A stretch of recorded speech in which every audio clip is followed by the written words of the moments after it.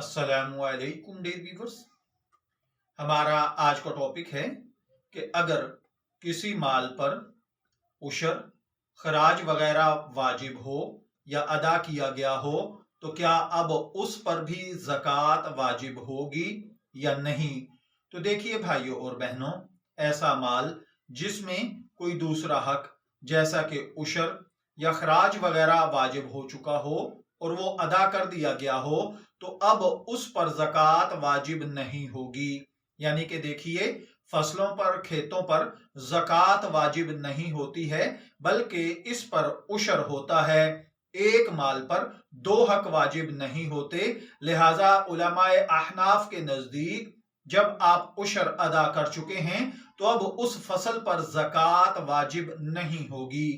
मैं दुआ गो हूं कि अल्लाह ताला हमें इन बातों को समझकर इनके मुताबिक अमल करने की तौफीक अता फरमाए। शब्बीर अहमद को इजाजत दीजिए, फिर हाजिर होंगे किसी नए टॉपिक के साथ। तब तक के लिए अल्लाह हाफिज।